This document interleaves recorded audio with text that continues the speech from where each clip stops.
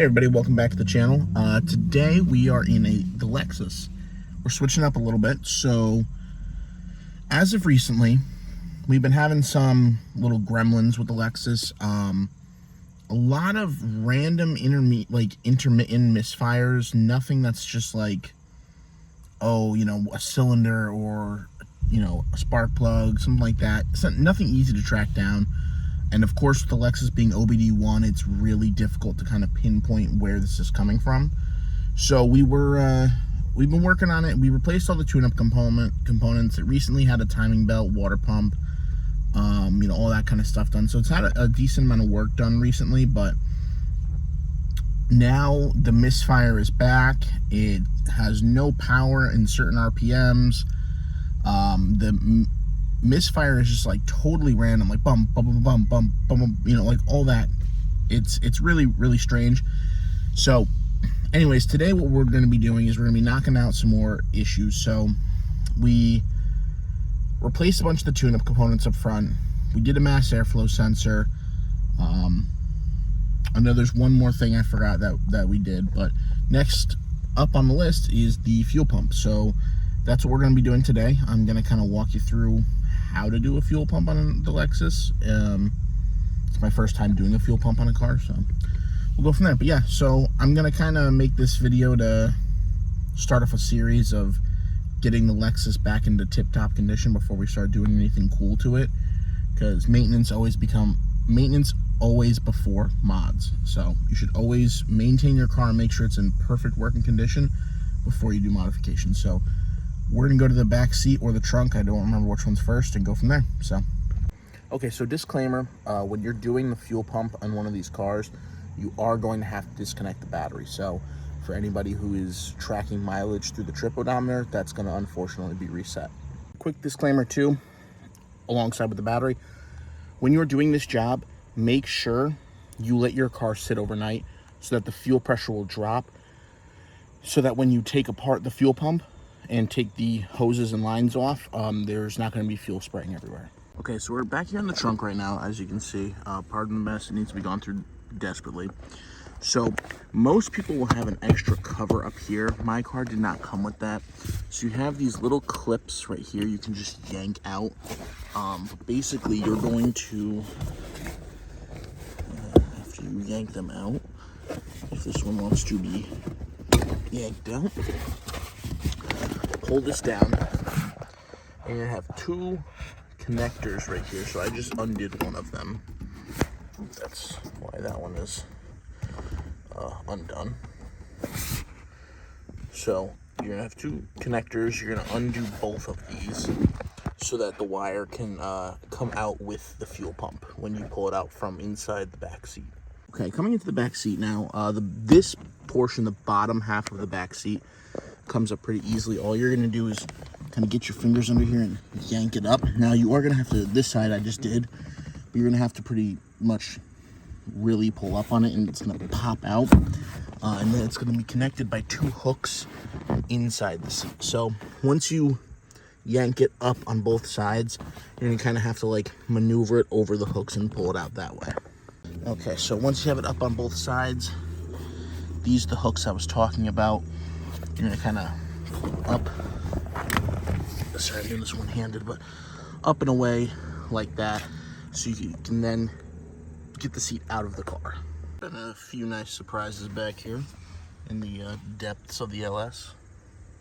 So another cool thing back here, and once you get this little mat peeled up, if you take a look, all this stuff here, this is all sound deadening and vibration stuff to make it so that the cab is a lot quieter when you drive. And you can see there's literally doubled and tripled layers in some spots.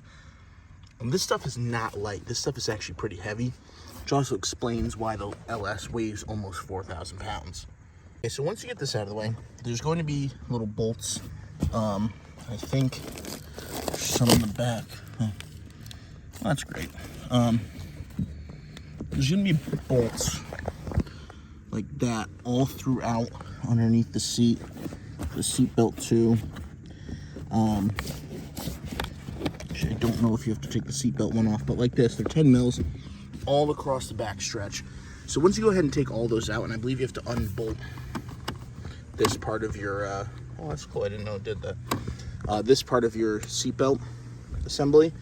And then after that, it's gonna be kind of like your bottom part where you just yank it up, and there's gonna be little hooks on the top that hold it in place. You're gonna come over to your handy dandy, you know, repair rig, you know, your pickup truck or whatever you have, and go ahead and grab all your tools. Okay, there's a lot of background noise, someone's weed whacking, but I wanted to show you. So right here, you need to take this one out from right there in order to get that one out. So there's one. Where is it? Right there. One there, and same thing on the other side with that outside one. So then from there, you can go ahead and pull up, and there's gonna be hooks up here that you're gonna have to pop off, which I cannot do with one hand. So you're just gonna have to kind of wiggle it out and up.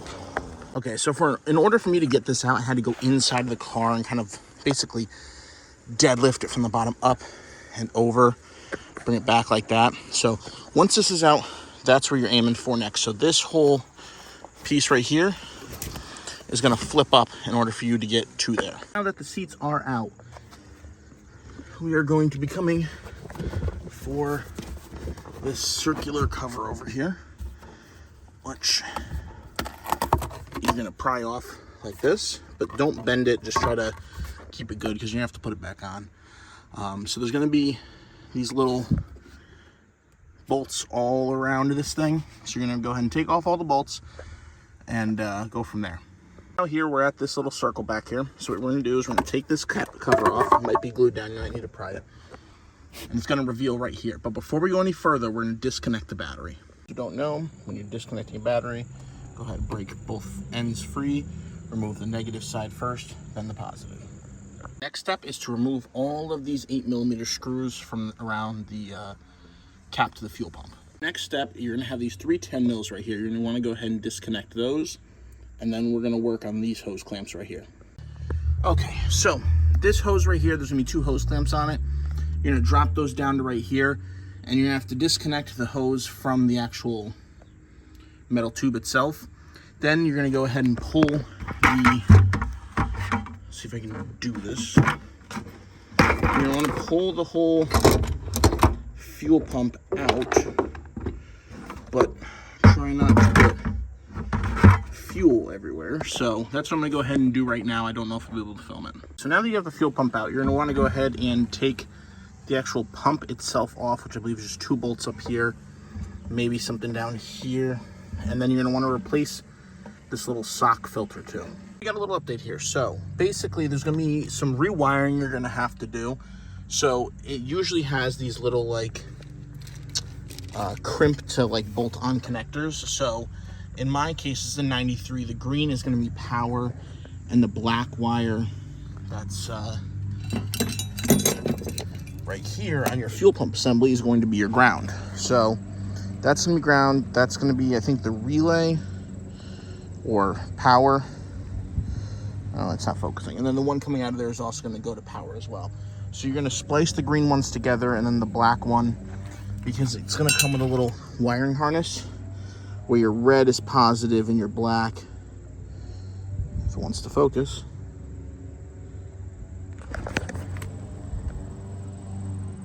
black is negative, red is power. I don't understand why it's not. There we go. Okay, so coming back here, we had to make a quick trip out to Advanced Auto Parts.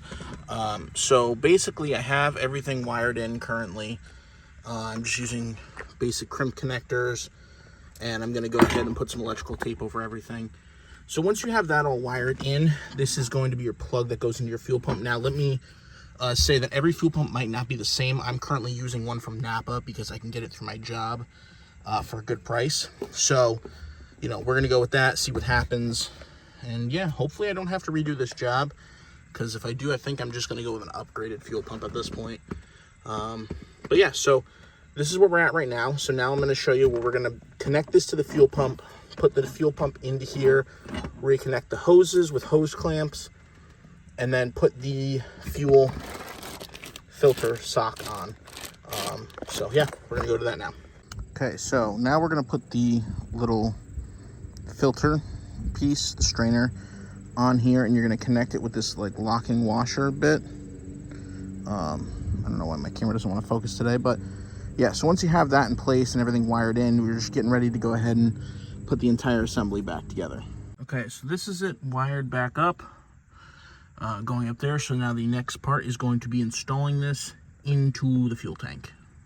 All right, not gonna lie to you, that process was very time consuming. It took me a couple hours to figure out the wiring, get everything back in, because it seems like with the bigger sock, it doesn't really like to fit that well. So we got it back in here.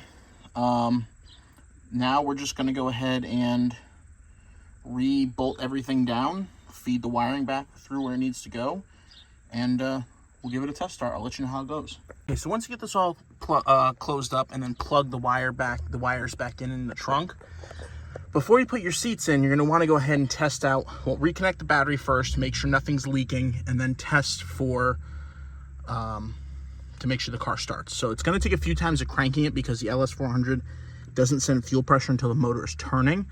So if it doesn't start up on the first 2-3 times, just keep trying it and make sure nothing's, smoking or anything like that, but just be patient with it. Okay, so Evan from the future. Future? I don't know. Anyways, we did the fuel pump. Turned out fine. Everything's working good. Have no issues with that, but I'm still chasing these little gremlins in the kind of random misfire scenarios with the engine right now. So this is gonna kind of be like a long-term series where we're going through and we're getting this Lexus back up and in tip-top shape, so that we can start doing cool stuff to it, because eventually the MR2 is not going to be able to be driven on the street, and I'm going to need something to, well, one, this is my daily, but two, I also kind of want a show car as well. So that's kind of like my plans for Lexus. Make like good, it's kind of going to be like an all-around car. I want to make power with it. I want to be able to maybe do some drifting events and then take it to shows and stuff. So with that being said, that's it for this video. I know the poll on Instagram said everyone wanted to see the oil cooler with the MR2, but currently we're having some issues with the MR2, so I will be touching on that soon. But anyways, thank you guys for watching. Subscribe, like, comment, do all that fun stuff, and leave a follow on Instagram. I'm trying to get that a little bit bigger so we can start building some more audience and doing some more looking to do some more collaborations and stuff like that. So yeah, help me get the social medias bigger so that we can do some more collaborations with more popular car enthusiasts. But that's all. Thanks, guys.